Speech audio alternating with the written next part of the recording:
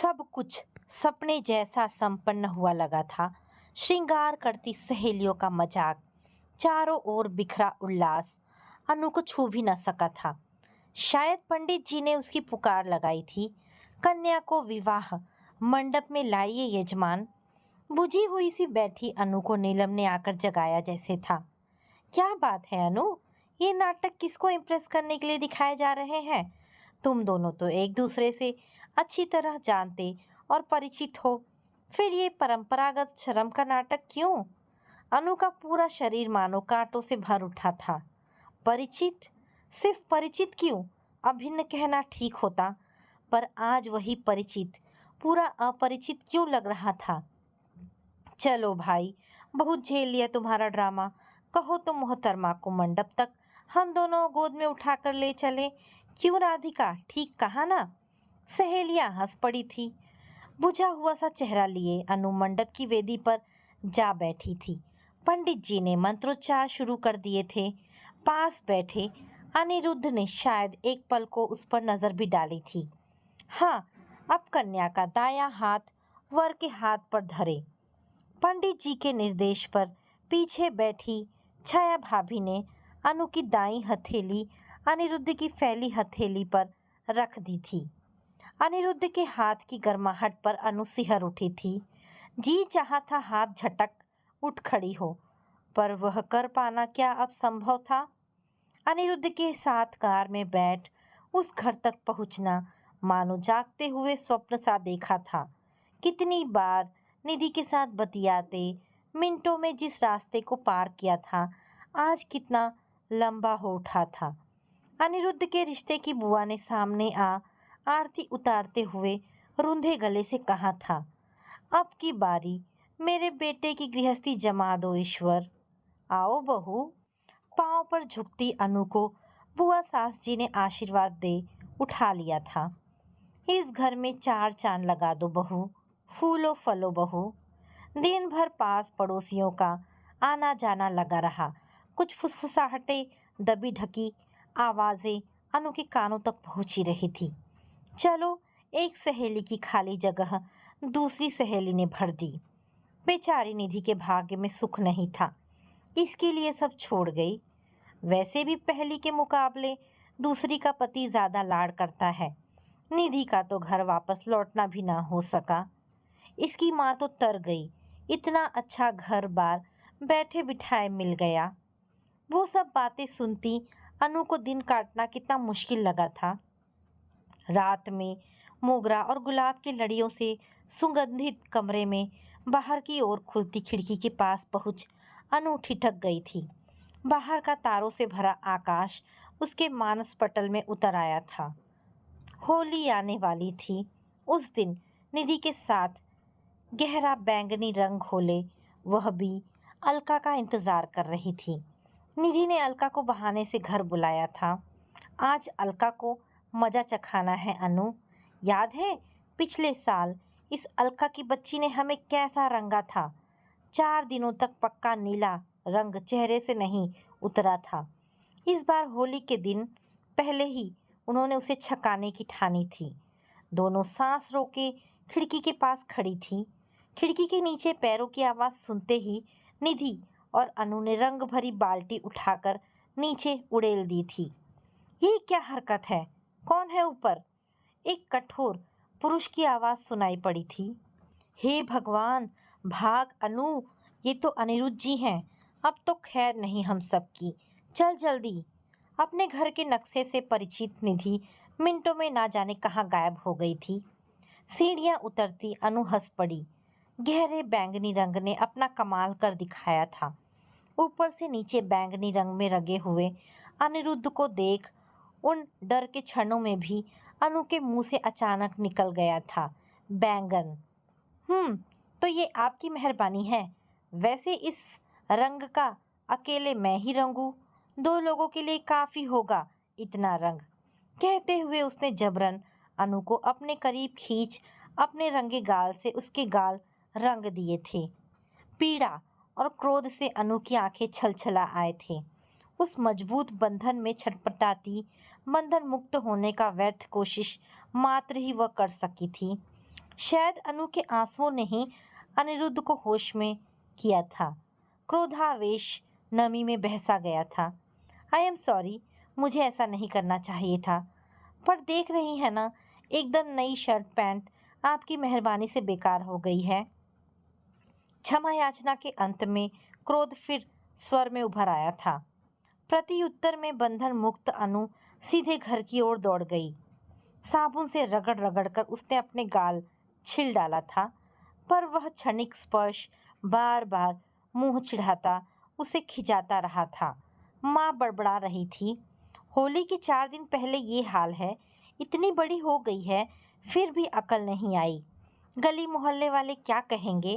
दूसरे दिन निधि के आते ही अनु उस पर बरस पड़ी थी। नहीं बात करनी है तुझसे, अपनी जान छुड़ाकर भाग गई, हमें अकेला मरने के लिए छोड़ दिया। सच बता अनु, क्या अनिरुद्ध जी बहुत नाराज थे?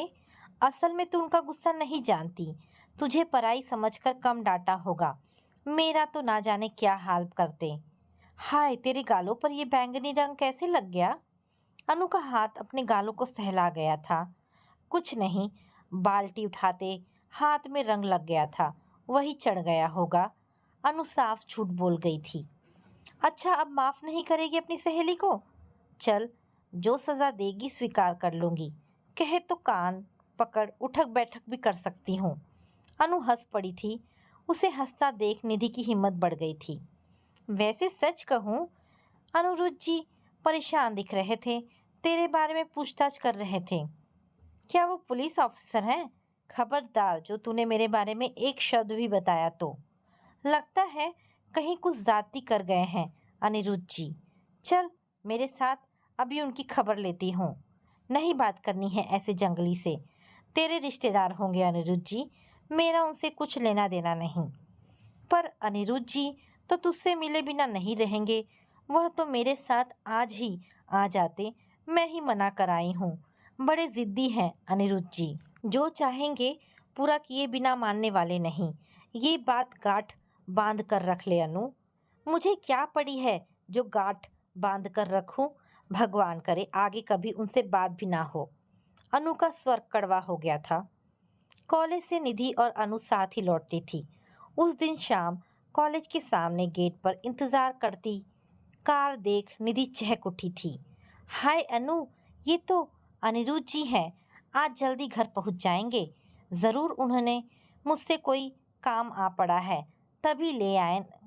ज़रूर उन्हें मुझसे कोई काम आ पड़ा है तभी लेने आए हैं, वरना तू जा कार में, मुझे नहीं आना है तेरे साथ। निधि का पकड़ा हाथ जबरन छुड़ाती अनु रुक गई थी। आज तक कभी ऐसा हुआ है कि मैं तेरे बिना घर गई हूँ? ठीक है, मना कराती हूँ उनसे, तू यहीं रुक। निधि के साथ अनु के सामने मंद मुस्कान के साथ अनिरुद्ध स्वयं आ खड़ा हुआ था। मेरी कार में एक लोग के भार से कोई फर्क नहीं आने वाला है अनु जी। वैसे मेरे साथ न आने का कोई खास कारण तो नहीं है ना? शरारती मुस्कुराहट उसके होठों पर खेल रही थी। कार में फालतू घूमने की आदत नहीं है मेरी, वह भी अनजान लोगों के साथ। माफ करेंगे? सीधे मुंह से उसने जवाब दिया था। देखिए, आप मुझे पहले ही काफी महंगी पड़ चुकी हैं। एक पूरी नई ड्रेस आपके नाम कर चुका हूँ। अब यहाँ बेकार में देर कर मेरा समय तो बर्बाद ना करें। मैंने कहा आप मेरे लिए इंतजार ना करें मिस्टर अनिरुद्ध। वैसे शायद आपकी नज़र में तो मैं हमेशा बुरा ही ठहरा जाऊं। क्यों? ठीक कहा ना मिस अनु? मेरे लिए आप इतने महत्वपूर्ण नहीं हैं जो आपके बारे में मैं कोई ख्याल रखूं। ठीक है, यही सही, पर यहाँ खड़ा होकर आपकी खुशामद करने का मेरा कोई इरादा नहीं है। सीधे से आकर कार में बैठ जाइए, वरना जबरदस्ती उठाकर भी आपको ले जा सकता हूँ। ये बात समझती है ना मिस अनु? अनु के खिसियाए चेहरे पर भयभीत नजर डालती निधि ने उसका हाथ पकड़ जबरन खींचा था। कार में शांत बैठी अनु व्यर्थ ही बाहर झांक रही थी। एक फूड कॉर्नर के सामने कार रोक अनिरुद्ध ने उस छोटे लड़के से 3 ठंडे कोल्ड ड्रिंक्स लाने के ऑर्डर दिए थे। कोल्ड ड्रिंक थमाता अनिरुद्ध एकदम नॉर्मल था। लीजिए, एकदम ठंडा है। आपका पारा नीचे उतारने का यही एकमात्र जरिया था मेरे पास। उसकी हंसती नज़रों से आंखें चुराती अनु झुंझला उठी थी। घर पहुंचते ही अनु निधि पर बरस पड़ी थी। क्या समझते हैं अपने आप को? तेरे नातेदार हैं तो तू उनका आक्रोश सहेगी, मैं क्यों सहूं? वो मेरे कोई नहीं है अनु। निधि शांत थी। क्या तुझ पर, तेरे घर पर इतना हक कोई यूं ही जता सकता है क्या? हाँ अनु, कुछ ना होते हुए भी वह हमारे सब कुछ है। पिता के देहांत के बाद से इन्हीं के पिता के संरक्षण में हम जी सके हैं, वरना पिताजी के रिश्तेदारों ने तो हम माँ बेटी को खत्म ही कर दिया होता। क्या कह रही है निधि? यही सच है अनु। पिताजी की मृत्यु होते ही रिश्तेदारों की गिद्ध नजरें हमारी संपत्ति पर थी। पिताजी के अच्छे दोस्त हैं चाचा जी, पर उनसे जो स्नेह संरक्षण मिला उसे शायद शब्दों में बता पाना मुमकिन नहीं है अनु। ऐसे पिता का ऐसा बेटा? अनिरुद्ध जी का आक्रोश स्वाभाविक है अनु। एमएससी के बाद रिसर्च के लिए अमेरिका जाना चाहा था, पर चाचा जी ने जाने नहीं दिया। पर उसके लिए उनका गुस्सा अपने पिता के प्रति होना चाहिए था ना निधि? चाचा जी का उनके प्रति ये अन्याय ठीक नहीं था अनु। यहाँ अच्छी जॉब होते हुए भी उनका मन अशांत और अतृप्त है। अमेरिका ना जाने देने का कोई तो कारण रहा होगा। शायद चाचा जी को डर था कि वह स्कॉलरशिप पर साथ जा रही अपनी क्लास फ्रेंड जूलियन से विवाह ना कर ले। अंततः अनिरुद्ध जी एकमात्र पुत्र हैं, उनकी इतनी बड़ी संपत्ति के वारिस। और अगर यहाँ भारत में रहते वह किसी और से विवाह कर ले तो शायद वे ऐसा कभी नहीं कर सकेंगे। चाचा जी की इच्छा की आज्ञा का उल्लंघन उनके लिए असंभव है। 4 वर्ष की उम्र से ही चाचा जी ने उन्हें पाला है। चाची जी 25 वर्ष की आयु में ही स्वर्ग सिधार गई थी अनु। अच्छा, तो उस सब का आक्रोश हम पर ही निकालना है? सच जैसे वे तुझ पर हक जताते हैं, उससे आश्चर्य होता है। ऐसा हक तो उन्होंने कभी मुझ पर नहीं जताया। कोई खास बात तो नहीं है ना मेरी अनु? खास बात? वह भी ऐसे व्यक्ति के साथ? तेरा दिमाग तो नहीं खराब हो गया है निधि? अनु झुंझला उठी थी। दिमाग निधि का यूं ही नहीं चल गया था। उस दिन के बाद से अनु का जब तब अनिरुद्ध से सामना होने लगा था। कभी वह कॉलेज से वापस लाने को पहुंच देर तक इंतजार करता, जबरन किसी रेस्टोरेंट में ले जाकर बातें करने, अनु की पसंद नापसंद में दिलचस्पी लेने में अनिरुद्ध व्यर्थ ही समय बर्बाद करता। लगता है आप ऑफिस से फ्री की सैलरी लेते हैं।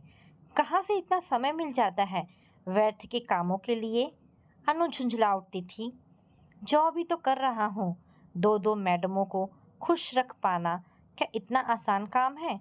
जाने अनजाने अनु महसूस करने लगी थी कि अनिरुद्ध उसका खास ध्यान रखता था। निधि उस दिन कॉलेज नहीं गई थी। कॉलेज से बाहर अनिरुद्ध की कार खड़ी थी। अनु के लिए सामने वाली सीट का दरवाज़ा खोल अनिरुद्ध ने उसे पुकारा था।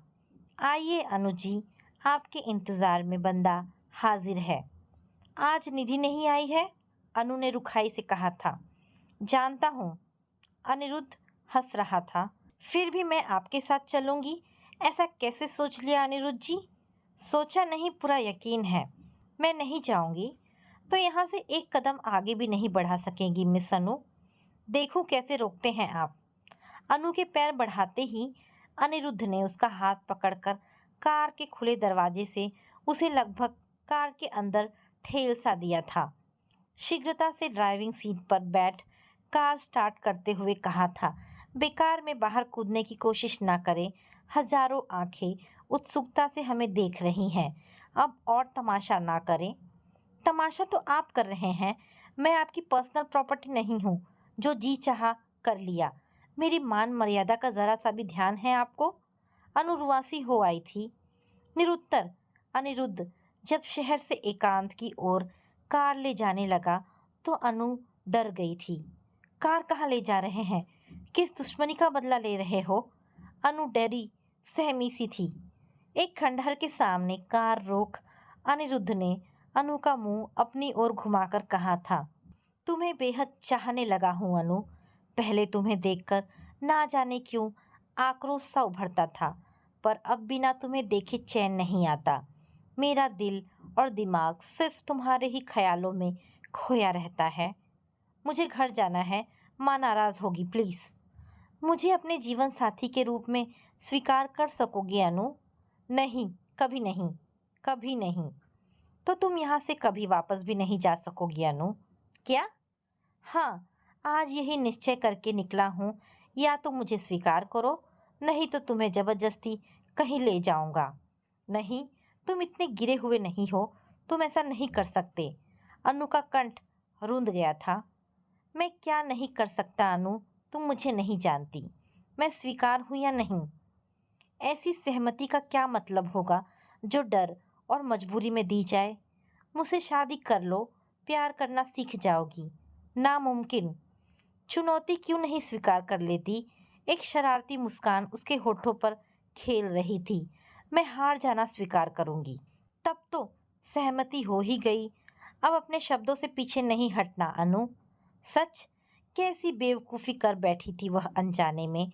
उसकी हार का अर्थ अनिरुद्ध की जीत ही तो था। पॉकेट से सिंदूर की डिब्बी निकाल चुटकी भर सिंदूर उसने अनु की मांग में भर दिया था। हैरान अनु ताकती रह गई थी। मेरे लिए इसका कोई मतलब नहीं है, पर घर कैसे जाऊंगी मैं अब? दमकती सिंदूर सिंदूर दमकती सिंदूर रेखा के साथ आंखों से आंसू ढुलकने लगे थे। हथेलियों में मुंह छिपा अनु सिसक उठी थी। ये अस्ताचल सूर्य साक्षी है, मैंने मात्र सिंदूर से नहीं, सूर्य की सारी लालिमा समेत तुम्हें अपनी पत्नी स्वीकार किया है अनु। आज की बात इन आंखों में से आंसू बहाने का अधिकार नहीं दूंगा मैं। बहुत प्यार से अनु के दोनों हाथ उसके मुंह से हटा आंखों से बहते आंसुओं को उसने अपने हाथों से पोंछ लिया था। स्तब्ध आश्चर्य से वशीभूत अनु उसे ताकती रह गई थी। पीछे डूबते सूर्य की पूरी लालिमा सामने लगे शीशे से प्रतिबिंबित हो अनु के चेहरे पर फैल गई थी। घर वापस लौटता अनिरुद्ध किस कदर गंभीर हो उठा था। मेरी असभ्यता, अभद्रता को माफ करना अनु। तुम्हें खोने का साहस नहीं रह गया था। डरता था कहीं खो ना दूं। शायद इसीलिए ये अपराध कर डाला। कुछ पल रुक फिर कहा था अनिरुद्ध ने। माँ 4 वर्ष में ही छोड़कर चली गई थी। पिताजी सब कुछ देकर भी माँ नहीं बन सके।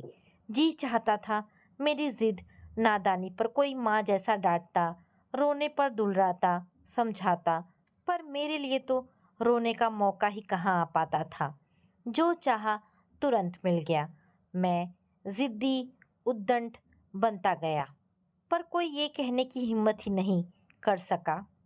मेरे व्यवहार के प्रति तुमने क्रोध जाहिर की, मेरा विरोध करने का साहस किया और हम दोनों प्रतिद्वंदी बन गए।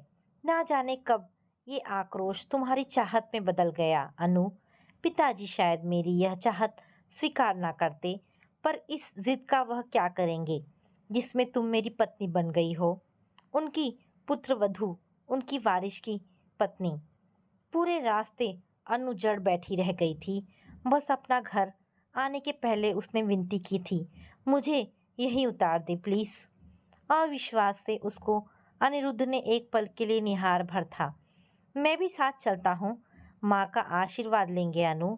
भगवान के लिए मुझे माफ करे, अब और नहीं। उसकी आंखों से आंसू फिर छलछला आए थे। एक बात याद रखना, अब तुम मेरी अमानत हो। इंच भर खरोच के लिए भी माफ़ी नहीं मिलेगी। अपना शरीर मेरा अपना है अनिरुद्ध। अनिरुद्ध ने वाक्य पूरा भी ना होने दिया था। अनु का हाथ अपने सिर पर रखकर शपथ ले डाली, अगर अपने शरीर को थोड़ी भी तकलीफ पहुंचाई तो दुगना कष्ट मैं झेलूंगा, ये मेरा वादा है। सिंदूर को रुमाल से रगड़ने पर भी लाली कहाँ छूटी थी। अंततः अपने मांग की रेखा बदल कर ही वह घर में दाखिल हुई थी। घर पहुंचते ही माँ ने उसके रुआं से सूरत को सतर्क नजरों से देखा था। तुझे क्या पहले ही पता लग गया था अनु? बेचारी निधि। निधि को क्या हुआ माँ? मुझे पता नहीं लगा। बेचारी इस संसार में अकेली रह गई। एक माँ बची थी, सो उसे भी ईश्वर ने बुला लिया। क्या कह रही हो माँ? सुबह हल्का सिर दर्द ही तो बता रही थी आंटी जी। कैसे सहेगी निधि? अनु रो पड़ी थी। ना जाने कैसा भाग्य है बेचारी का। पहले पिता चला गया, अब माँ की छाया भी ना रही। जरा सा सिर दर्द काल बनकर आया था बेचारी का। माँ मैं जा रही हूँ। अरे बेटी, कुछ मुंह में तो डाल ले। अब क्या जल्दी घर लौट पाएगी? कैसा तो मुंह सूख रहा है तेरा। माँ की बात अनसुनी कर अनु निधि के घर भाग चली थी। अच्छा हुआ आज निधि कॉलेज नहीं गई। आंटी जी तो उसे जबरन भेज रही थी। अनु का जड़ चेहरा निहारती निधि उसके गले से लिपट चीख चीख कर रो पड़ी थी। अनिरुद्ध दूर खड़ा स्तब्ध देख रहा था। माँ के निर्जीव शरीर से निधि को बड़ी मुश्किल से अलग किया जा सका था। क्रियाक्रम समाप्त होते रात हो गई थी। पड़ोसी निधि के प्रति मात्र सहानुभूति के अलावा और कर भी क्या सकते थे। दूसरे दिन शाम एक सफेद कार निधि के घर के दरवाजे पर आ रुकी थी। अनिरुद्ध के पिता आलोकनाथ जी कार से उतरे थे। पिता बेटे के चेहरों में अद्भुत समानता होते हुए भी कहीं कोई अलगाव जरूर था। घर पहुंचते ही उन्होंने पूरी व्यवस्था अपने हाथ में ले ली थी। 3 दिन के अंदर ही घर की चाबी अनु की माँ को थमा वह निधि और अनिरुद्ध को अपने साथ ले गए थे। वहां जाकर निधि का मन बदल जाएगा। इतना बड़ा सदमा झेल पाना आसान तो नहीं है ना। आलोकनाथ जी ने सबको सुनाकर कहा था। उनकी बात सच ही थी। निधि को विदा करने आई अनु से अनिरुद्ध ने हल्के स्वर में कहा था, मैं जल्दी आऊँगा। अनु, इंतज़ार करोगी ना? जवाब में अनु मौन रह गई थी। वह तो आज तक इंतज़ार करती रही, पर अनिरुद्ध क्या उसके लिए वापस आ सका था? 2.5 महीने बाद उसके नाम का निमंत्रण पत्र मिला था। अनिरुद्ध और निधि का विवाह उसी महीने की पूर्णिमा को नियत किया गया था। निधि ने पत्र में बार बार अनुनय किया था, अनु को उसकी शादी में ज़रूर आना है। वही तो उसकी सबसे प्रिय सहेली है, आदि आदि।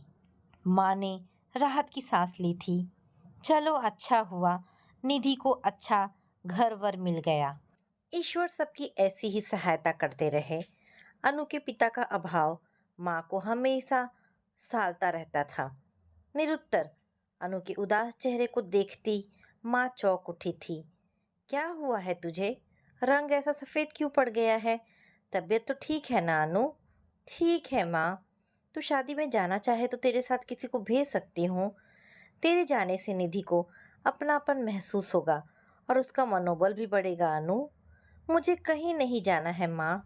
माँ को हैरानी में छोड़ अनु आंधी सी बाहर चली गई थी। इन लड़कियों का दिमाग ही समझ में नहीं आता। ना जाने क्या बात है। माँ भुनभुनाती रह गई थी। अपमान की भी सीमा होती है। क्रोध से अनु का तन मन जल रहा था। जी चाहता था सब कुछ तहस नहस कर डाले। जिसके मजाक ने हमेशा उसे सताया, आज उसके साथ ही अंतिम भेंट के शब्द उसे रुला गए थे। क्या जरूरत थी वह सब कहने की? उसके द्वारा मांग में भरी सूर्यास्त की लालिमा अनु को तो गहन अंधकार में डुबो गई थी। उसका मन कर रहा था कि सिर पटक पटक कर खूब रोए। निधि ने अनिरुद्ध के साथ विवाह के बाद लंबा सा पत्र अनु के नाम भेजा था। सब कुछ ठीक है, मैं बहुत सुखी हूँ, पर अनिरुद्ध बदल गए हैं। जबरन उनके गले मड़ दी गई हूँ ना। मैंने कब ऐसा चाहा था? पिताजी को भी दोष कैसे दूं? उन्होंने तो अपने स्वर्गवासी दोस्त के प्रति कर्तव्य पूर्ण किया है। आजीवन उनकी शुक्रगुजार रहूंगी। पर अनिरुद्ध जैसे बुझ गए हैं। अनु, काश तू यहाँ आ पाती। तेरी निधि। सच तो यही है, उस पत्र को पढ़कर अनु को थोड़ा सुकून जरूर मिला था। निधि पूरी तरह से सुखी नहीं है। भला यह भी प्रसन्नता की बात हुई? क्या सब कुछ जानते हुए वह अनिरुद्ध को स्वीकार करती? नहीं ना। फिर अपने मन के ओछे विचारों पर अनु शर्मिंदा हो उठी थी। यहाँ निधि के घर की रंगाई पुताई चल रही थी। माँ ने प्रसन्नता से खबर दी थी, निधि आ रही है। अनु, उसके ससुर जी चाहते हैं कि घर की रंगाई पुताई हो जाए, पुराना कुछ भी बाकी ना रहे। सुना है घर के सारे फर्नीचर भी बदलवा रहे हैं। क्यों? क्या उनके दिल्ली की कोठी में निधि के लिए जगह नहीं रही? माँ कैसी बातें करती है अनु। अरे निधि का तो भाग्य पलट गया। माँ बाप नहीं रहे पर आलोकनाथ जी बेटी सा प्यार देते हैं। माँ सूचनाएं देती जा रही थी। बेटी के चेहरे पर उत्साह का कोई चिन्ह न देख माँ पूछ बैठी थी, क्या बात है अनु? निधि के आने की बात पर भी तू चुप बैठी है। तो क्या ढोल नगाड़े बजाऊं? बेटी के अप्रत्याशित जवाब पर माँ चौंक उठी थी। सच कह अनु, कोई झगड़ा हुआ है तुम दोनों के बीच? जो कुछ चल रहा था वह अब भी शेष हो गया माँ। तेरी बातें तू ही जाने। माँ गुस्से में उठकर चली गई थी।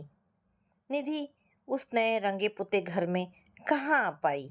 बाथरूम में जरा सा पांव फिसला और सब कुछ समाप्त हो गया था। खून के बहाव को उस छोटे इलाके के डॉक्टर रोक ना सके थे। शहर पहुंचते बहुत देर हो चुकी थी। समाचार पा अनुस्तब्ध रह गई थी। कैसा नसीब लेकर आई थी निधि? न बाप का सुख नसीब में था, न पति और बच्चों का सुख देख सकी। माँ ने आंचल की कोर से आंखें पोंछ डाली थी। कमरा बंद कर अनु खूब रोई थी। अप्रत्यक्ष रूप से जिसे अपना प्रतिद्वंदी मान व ईर्ष्या रखती आई थी, उसके इस दुखपूर्ण अंत की तो उसने कामना नहीं की थी। निधि का चेहरा आंखों के सामने से हट ही नहीं रहा था। माँ ने जबरदस्ती दरवाजा खुलवाया था। बहुत मनुहार के बाद भी एक निवाला तक वह गले के नीचे नहीं उतार सकी थी। निधि की आत्मा की शांति के लिए बहुत भोर में ही अनु मंदिर चली गई थी। उसकी मृत्यु के लिए अपने को जिम्मेदार ठहराना क्या उसका पागलपन नहीं था? अचानक एक दिन निधि के घर में फिर किसी की आवाज सुनाई पड़ी थी। निधि के ससुर जी उस घर में एक सप्ताह के लिए आए थे। घर का चौकीदार चाबियां ले गया था। बड़े मालिक आ रहे हैं माँ जी, घर साफ करना है। उनके साथ उनका बेटा अनिरुद्ध भी आ रहा है सामू। अनु का रोम रोम कान बन गया था। हजार बार अपने को धिक्कारा था उसने। अपने पर कितना क्रोध आया था उसे। पता नहीं माँ जी, छोटे मालिक अपनी मर्जी के मालिक ठहरे, हम गुलाम लोग बड़े आदमियों की बात क्या जाने। श्यामू चाबियां लेकर चला गया था। अनु की आंखें उस घर के दरवाजे पर केंद्रित हो गए थे। कार से उतरे निधि के ससुर को उसने आसानी से पहचान लिया था। उनके पीछे कार से उतरने वाले को देख पाने की अपनी उत्सुकता पर उसे कितनी शर्मिंदगी महसूस हो रही थी। संवेदना प्रकट करने के लिए कल सुबह जाना ठीक होगा ना अनु? खिड़की पर नजर गड़ाए अनु से माँ ने सलाह मांगी थी। तुम ही चली जाना माँ, उस घर में जाना मुझसे ना हो सकेगा। अनु बहुत उदास हो आई थी। ठीक है, आशा की माँ के साथ मैं ही चली जाऊंगी। करवटें बदलते अनु ने पूरी तरह रात काटी थी। सुबह समय से पहले ही कॉलेज जाने की उसे जल्दी हो आई थी। आज लाइब्रेरी से कुछ नई बुक्स लेनी है, मैं जल्दी जा रही हूँ। माँ को कुछ कहने का अवसर दिए बिना ही वो घर के बाहर चली गई थी। पूरे दिन लाइब्रेरी के एकांत कोने में बैठी अनु किताबें खोले अतीत के पन्ने पलटती रही थी। लाइब्रेरियन ने आकर चौंकाया था। टाइम हो गया मिस, लाइब्रेरी बंद करनी है। आई एम सॉरी, मैं भूल ही गई थी। अनु हड़बड़ाहट में उठ गई थी। घर में परेशान माँ दरवाजे पर खड़ी उसकी राह ताक रही थी। ये क्या बात है अनु, इतनी देर कर दी? कुछ नहीं माँ, एक रेफरेंस बुक से कुछ पॉइंट्स नोट कर रही थी। टाइम का तो ध्यान ही नहीं रहा। अनु मुंह धोने बाथरूम में घुस गई थी। अनु के सामने चाय का कप रखती माँ बेहद गंभीर थी। तेरे पिता के न रहने पर क्या मैंने तेरे लालन पालन में कहीं कोई कमी की है अनु? ऐसा क्यों सोच रही हो माँ? तुमने मुझे जो कुछ दिया है वह कोई तुलना कर सकता है? फिर तूने ऐसा क्यों किया? क्या माँ? अनु आश्चर्य में पड़ गई थी। आज भी तुम मुझे कुछ ना बताती अगर आलोकनाथ जी ना बताते। क्या बताया उन्होंने? अनु ने चाय का कप टेबल पर रख दिया था। यही कि तू अनिरुद्ध की ब्याहता है। ये गलत है माँ। उसकी पत्नी निधि थी, मैं उसकी कोई नहीं। निधि नहीं रही तो अब मुझ पर हक जमाने चला आया। क्या यही सच है अनु? माँ ने उसकी आंखों में आंख डालकर पूछा था। उसने मुझे अपने गंदे खेल का एक जरिया भर बनाया था, वरना निधि से विवाह के पहले उसे क्या यह बात याद नहीं थी? अनु आवेश में आ गई थी। फिर अपनी शादी के लिए हमेशा असहमति क्यों देती रही अनु? इसलिए ना कि तूने अपने को हमेशा अनिरुद्ध की पत्नी मानती थी। ये झूठ है माँ। अभी शादी ब्याह की मेरी कोई इच्छा नहीं है बस। पति के जीवित रहते दूसरा विवाह करना उचित नहीं है अनु। पत्नी के जीवित रहते पति दूसरा विवाह कर सकता है, इसमें कोई अन्याय नहीं दिखता माँ। एक पल भर के खेल को तुम इतना महत्व दे रही हो सकता है उसे परिस्थितियों ने मजबूर किया हो। वो तुझसे मिलना चाहता है अनु। तो मेरा जवाब सुन लो माँ, मैं उससे कभी नहीं मिलूंगी। एक बात मेरी भी सुन ले अनु, ब्याहता बेटी को उसके पति के घर भेजे बिना मैं भी अन्न जल ग्रहण नहीं करूंगी। ये मेरी भी जिद है अनु। मेरे अपराध के लिए तुम्हारा अन्न जल त्यागना क्या सही है माँ? मैं ही ना घर छोड़ चली जाऊं? हाँ, अब यही कसर बाकी रह गई है। लड़की घर से भाग गई। दिवंगत पिता का सम्मान बेटी ऐसे ही तो बढ़ाएगी। माँ के आंसू बह चले थे। अनु का मन माँ के प्रति करुणा से भर आया था। अंतिम सांस लेते पिता ने अनु का हाथ माँ के हाथ में देते हुए कहा था, इसका मन कभी ना दुखाना सुशीला, ये मेरी निशानी है। माँ ने स्वयं कितने भी दुख झेले पर अनु का रोम भी न दुखने दिया था। आज उसी माँ के प्रति क्या वह अपराधिनी नहीं बन गई थी? तुम क्या चाहती हो माँ? अनु ने हथियार डाल दिए थे। अनिरुद्ध को स्वीकार कर ले। माँ की नजरें आशा से भर उठी थी। स्वीकार कर पाना कैसे होगा, समझती हो न माँ? सब समझती हूँ बिटिया, मेरी इज्जत रख ले। माँ ने हाथ जोड़ दिए थे। माँ के जुड़े हाथ अनु ने सिर से लगा लिए थे। उसके बाद अनिरुद्ध ने उससे कितना भी मिलना चाहा, अनु ने मौका ही नहीं दिया था। विवाह की सारी रस्में पूर्ण कर आज वह यहाँ इस कमरे में आ पहुंची है। रात की इस नीरव बेला सिर पर आंचल डाले अनिरुद्ध के इंतजार में बैठना क्या उसका अपमान नहीं? दरवाजा खोलते ही अनिरुद्ध को कमरे में आते देख तत्परता से अनु ने आंचल सिर से उतार कमर में खोस लिया था। पास पड़ी कुर्सी खींच तनकर बैठ गई थी। बाहर आकाश में छिटके तारे गिरना उस समय कितना अच्छा लग रहा था। शायद अनिरुद्ध उसके ठीक पास आ खड़ा हुआ था। कैसी हो अनु? स्वर में मानो ढेर सा मिठास खुलाया था, पर अनु के कानों में आवाज गई ही नहीं थी। मुझसे बहुत नाराज हो ना अनु? किससे? अपरिचय के उस भाव ने अनिरुद्ध को डरा दिया था। मुझसे? क्यों? क्या हमारे बीच कोई रिश्ता नहीं है अनु? ना, मुझे तो ऐसा कुछ याद नहीं आता सिवाय निधि की। वही तो हमारी सेतु थी ना। बिना डरे हुए नजरें अनिरुद्ध के चेहरे पर उसने गड़ा दी थी। पर अब तो हमारे बीच का सेतु बंध टूट गया है ना अनु? इसे जोड़ने की कोशिश नहीं करोगी? तुमने तो जबरन जोड़ ही दिया है। पर एक बात याद रखना, जबरन किए गए बंधन चिरस्थायी नहीं होते। ये सच तो पहले ही स्वीकार कर चुका हूँ, फिर भी अपने को रोक नहीं सका अनु। तुम्हारी और कितनी जबरदस्ती सहनी होगी, ये भी बता दो अनिरुद्ध। मैं हर तरह से तैयार हूँ। मेरी याद आती थी अनु, तुम्हारी नहीं पर तुम्हारे उन करतूतों को कभी भुला नहीं सकी। और अब मजबूरी ये है कि आजीवन तुम्हें झेलने को विवश की गई हूँ। मेरी मजबूरी जानने की थोड़ी भी कोशिश नहीं करोगी अनु? नहीं, इतने मानसिक तनाव से थक गई होगी, सोना चाहोगी? अगर नींद आ सकती तो बातें करें। अवशेष पर इमारत खड़ी नहीं की जा सकती, ये बातें जानते हो। उन्हें ही तो हटाना चाहता हूँ। कैसे हटा सकोगे इतने पत्थर, इतनी राख? राख से निर्माण की कल्पना व्यर्थ है अनिरुद्ध। तुम्हारी नजर में तो मैं ऊपर से नीचे तक कालिख पुता हूं ना अनु। मेरी नजर तुम पर पड़े तब ना अनिरुद्ध। तुमने मुझसे विवाह के लिए सहमति क्यों दी अनु? अनिरुद्ध का स्वर बेहद आहत था। और कोई रास्ता बचा था क्या?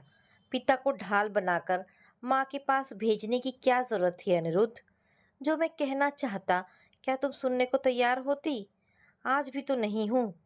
वही तो जानना चाहता हूँ कि विवाह की स्वीकृति देने में क्या मजबूरी थी तुम्हारी? अस्ताचल सूर्य की साक्षी के साथ मेरी मांग को सुहागन बना कायर की तरह मुंह मोड़ लेना किसने किया था अनिरुद्ध? अनु की आंखों में जल भर उठे थे। उस गुनाह की सजा ही तो आज तक भुगता रहा हूँ अनु। इसीलिए दूसरी पत्नी के रूप में स्वीकार कर प्रायश्चित कर रहे हो? मेरा अधिकार दूसरे को देते हुए कुछ याद आया था अनिरुद्ध? उस समय क्या याद आया क्या नहीं, वो सब समझ पाने की मनस्थिति में तुम अभी नहीं हो अनु। उसे रहने ही दो। बहुत याद करते थे ना मुझे? अनु के स्वर में व्यंग आया था। अगर कहूँ बहुत भुलाना चाहता था तो ठीक रहेगा। अगर निधि आज जिंदा होती तब भी क्या ये बातें कह सकते थे? बिना कहे वह सब जान गई थी अनु। क्या तुमने उसे सब बता दिया? इतना बड़ा अन्याय किया उसके साथ? मैंने उसके साथ कोई अन्याय नहीं किया। अन्याय मैंने अपनी पहली पत्नी के साथ किया था। बस यही सच वह जानती थी। तुम्हारी प्रथम पत्नी कौन थी? बताया था ना? उसने भी कभी नाम नहीं पूछा, पर शायद वह जानती थी। हे भगवान, मुझे क्यों इस पाप का भागी बनना पड़ रहा है? अनु ने अपनी हथेलियों में मुंह छिपा लिया था। डरो नहीं अनु, मैंने तुम्हें उसका अपराधी कभी नहीं बनने दिया। फिर मैंने उसे साफ साफ कह दिया था, मेरा दिल किसी और से बंधा था। निधि से विवाह मेरी मजबूरी थी। पिताजी को दोषी ठहराओगे ना? हर कहानी में नायक कोई ना कोई खोखला बहाना खोज ही लेता है। नहीं, मैं ऐसा कोई बहाना नहीं खोजूंगा अनु। मुझे पता नहीं था निधि का जीवन कुछ एक महीनों का मेहमान था। क्या मतलब? उसकी स्वर्गीता माँ ने अपनी मृत्यु के कुछ ही दिन पहले पत्र लिखकर पिताजी से प्रार्थना की थी कि निधि का विवाह कहीं से कर दे, अन्यथा उनकी आत्मा को मरने के बाद भी शांति नहीं मिलेगी। पर वह तो उसका विवाह देखे बिना ही चली गई। फिर ये कहो कि उनकी आत्मा की शांति के लिए तुमने दूल्हे का वेश धारण कर लिया। वैसे भी निधि पूरी जायदाद की अकेली वारिस थी। यह घर जिसकी छत के नीचे हम बैठे हैं, यह भी तो उसी का था ना? व्यंग्य के साथ स्वर में नफरत घुलाई थी। जायदाद की तो मेरे पास कमी नहीं थी अनु, पर एक लड़की का सम्मान बचाना मेरी जिम्मेदारी बनती थी। जो अपनी पत्नी को दूसरों के सामने पत्नी न कह सके, वह दूसरों के सम्मान की रक्षा की बात करे। है ना विरोधाभास? चलो, तुमने स्वीकार तो किया कि तुम मेरी पत्नी हो। पत्नी न होते हुए भी जिसे पत्नी का नाम दिया, वह तो सच बताने नहीं आ सकती अनु। जो नहीं रही उसे ढाल बनाने की क्या जरूरत है अनिरुद्ध? वही तो नहीं चाहा था। जब सब कुछ बदल गया तो बस तुम्हें लंबा पत्र लिखकर तुमसे माफी मांगने की हिम्मत भी नहीं कर पाया। वही मेरी मजबूरी थी अनु। तुम्हारा पत्र पढ़ती, इसका यकीन था तुम्हें? अनु ने नजरें उठा अनिरुद्ध के उदास चेहरे को देखा था। निधि हमारे घर बस एक सप्ताह ही रह पाई थी। पिताजी के साथ मैं दूसरे शहर किसी काम से गया था। तभी वह भयंकर घटना घट गई। लौटकर खून से लथपथ निधि को बेहोश पाया था। कुछ पापियों ने उसके साथ दुष्कर्म कर सर्वनाश कर भाग चुके थे। क्या कह रहे हो? अनु चौंक उठी थी। तुम ही बताओ, दुष्कर्म के परिणाम स्वरूप गर्भवती निधि की इज्जत की रक्षा करना क्या मेरा कर्तव्य नहीं था अनु? हैरान अनु को अपनी ओर ताकते देख अनिरुद्ध ने फिर कहा था, पिताजी तुम्हारे मेरे बारे में सब कुछ जानते थे, अतः उन्होंने मुझसे कभी कुछ नहीं कहा। पर रातों में करवटें बदलते पिता की व्यथा क्या मैं समझ नहीं सकता था? दिवंगत दोस्त की अंतिम निशानी उनकी बेटी की अपने घर में रक्षा न कर पाना उनके लिए कितना पीड़ादायक रहा होगा, समझ सकती हो ना? तुमने मुझे कुछ बताया क्यों नहीं अनिरुद्ध? क्या बताता? कुछ बताने से निधि का सम्मान क्या रह जाता? स्वयं मैंने पिताजी से अपने साथ निधि के विवाह का प्रस्ताव रख उन्हें पीड़ा से आजाद करने का प्रयास किया था अनु। अनिरुद्ध, अनु का गला भर आया था। निधि हमेशा अपने को कसूरवार ठहराती रही।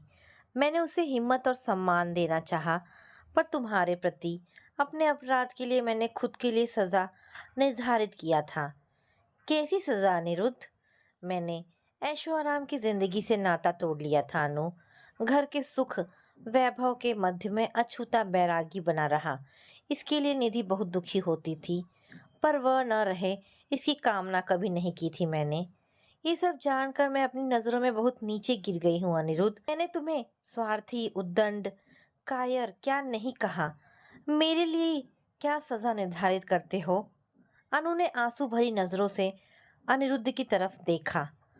मुझे माफ कर दो, अपना लो अनु। मैं तुम्हें अपने जीवन साथी के रूप में स्वीकार करती हूँ। अनिरुद्ध, आज से तुम्हारा और मेरा रिश्ता अटूट होगा।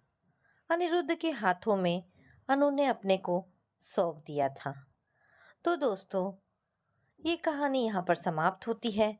आशा करती हूँ कहानी पसंद आई होगी।